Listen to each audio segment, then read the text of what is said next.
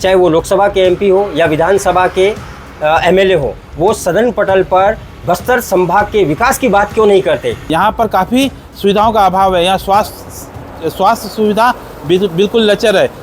इस बार पलड़ा एक तरफा है, बीजेपी 400 बार से बीजेपी की सरकार आई है।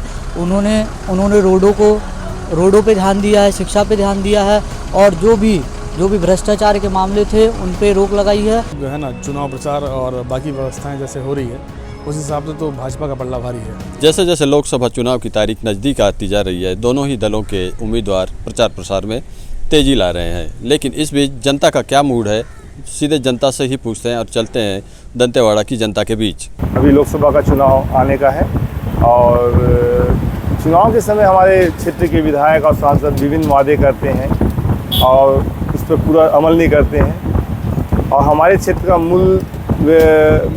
मूल आवश्यकता है स्वास्थ्य की। आए दिन यहाँ पर फ्लाइट अटैक होता है, जवान जख्मी होते हैं, इलाज के लिए बाहर जाते हैं, जाते तो उनकी मृत्यु हो जाती है। तो मैं ये कहना चाहता हूँ हमारे सांसद विधायक से कि हमारे क्षेत्र में मेडिकल कॉलेज कब बनेगा और इस मुद्दे को वो सांसद दोनों पार्लियामेंट में क्यों नहीं रखते हैं और ये कब रखेंगे और यहाँ की समस्या का समाधान कब तक होगा।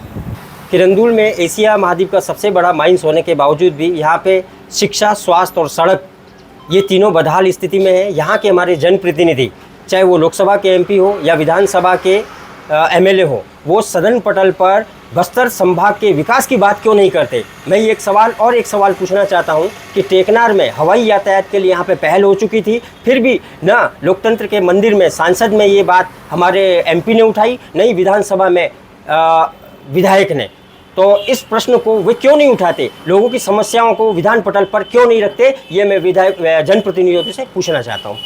यहाँ के जो जनप्रतिनिधि चुन के जाते हैं वो अपने सदन पे सवाल क्यों नहीं उठाते। यहाँ पर काफ़ी सुविधाओं का अभाव है। यहाँ स्वास्थ्य सुविधा बिल्कुल लचर है। यहाँ पानी की समस्या है, यहाँ शिक्षा की समस्या का अभाव है बहुत बड़ा। ये वहाँ जाके बोलते क्यों नहीं, और वहाँ इस सदन को उनको उठाना चाहिए कि यहाँ की जो मूलभूत सुविधाएं हैं उस पर ध्यान देना चाहिए। यहाँ NMDC SR जैसे प्रोजेक्ट हैं जिनसे इनको करोड़ों का लाभ होता है, लेकिन यहाँ सुविधा के नाम से बिल्कुल कुछ भी नहीं है, जबकि यहाँ के लोगों के साथ गलत किया जा रहा है, जबकि ये सुविधाएं उनको मिलनी चाहिए। मैं ये जानना चाहता हूँ यहाँ के जो प्रतिनिधि हैं, चाहे वो लोकसभा विधानसभा के प्रतिनिधि जो भी यहाँ से चुन के जाते हैं, वो बस्तर की जितने भी मूलभूत सुविधाएं हैं, ज़रूरतें हैं, उनके ऊपर कब बात करेंगे उस सदन पे जाकर।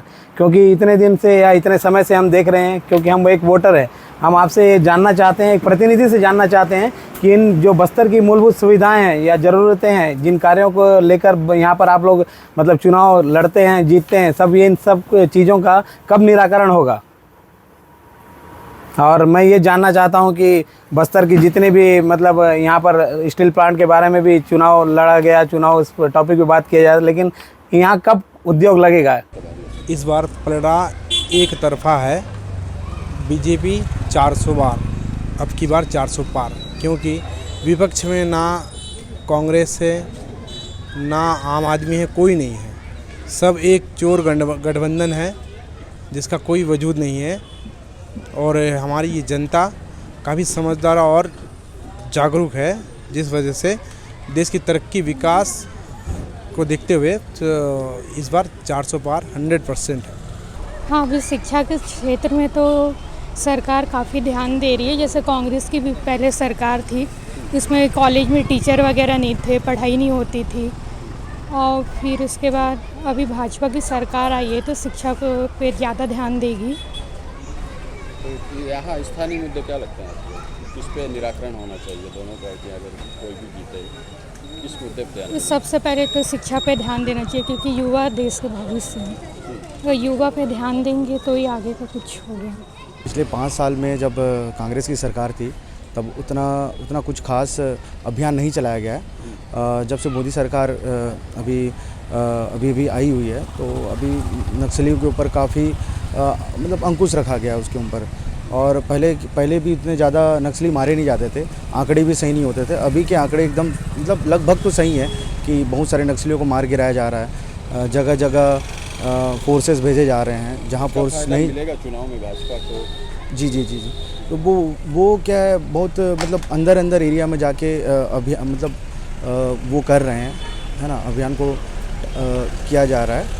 और आने वाले मतलब अभी जो चुनाव होंगे उसमें ज़रूर भाजपा को काफ़ी हद तक मदद होगी। साल में कांग्रेस सरकार ने बहुत सारे घोटाले किए हैं, जैसे मंदिर का कॉरिडोर ही ले लीजिए, वो बना नहीं था, उससे पहले ही उसका शिलान्यास हो गया था।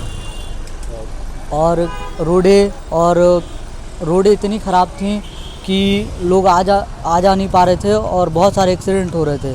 आज भी आप देख लीजिए किरंदुल और बचेली की जो रोड थी उसका भी काम ढंग से पूरा नहीं करा पाए। और बहुत सारे भ्रष्टाचार किए उन्होंने, जैसे कि गाय गोठान को लेकर, वो सिर्फ गाय गोठान नाम का गाय गोठान है, वहाँ पे एक भी गाय नहीं रहती थी। और जब से बीजेपी की सरकार आई है उन्होंने रोडों पे ध्यान दिया है, शिक्षा पे ध्यान दिया है, और जो भी भ्रष्टाचार के मामले थे उन पे रोक लगाई है। और उन्होंने पूरा जांच का आश्वासन दिया है कि जो भी भ्रष्टाचार हुआ है उस पर जांच और कार्रवाई करेंगे। पिछली 5 साल कांग्रेस की सरकार रही, उस समय आप देख सकते थे, चाहे वो सड़क की बात करें या फिर चिकित्सा की बात करें या फिर अन्य जो भी रोज़गार की बात करें, तो वो कहीं ना कहीं कांग्रेस की सरकार में उन सभी का अभाव था। यहाँ पे दंतेवाड़ा ज़िले में स्थानीय की मैं बात करूँ तो यहाँ पे सड़कें जो है उनकी हालत काफ़ी ख़राब थी। आप देखेंगे कि मेन रोड में कई जगह गड्ढे थे, और उस समय जो किरंदुल और बचेली के बीच में जो सड़क है उनको पूरा खोद के काम अधूरा कर दिया गया था। लेकिन जब से भारतीय जनता पार्टी की सरकार बनी, आप देख सकते हैं कि जो काम है उसमें तेज़ी आई है और काम अभी निष्पक्ष रूप से पूर्ण हो रहा है। जो है ना, चुनाव प्रचार और बाकी व्यवस्थाएं जैसे हो रही है उस हिसाब से तो भाजपा का पल्ला भारी है। नगर में झंडे जितने लगे हैं बीजेपी के लगे हैं, कांग्रेस के भी झंडे नहीं लगे अब तक। क्यों लग रहा है कि बीजेपी का पल्ला भारी है? बीजेपी ने काम किया है, 5 साल अपने वादे पूरे किए।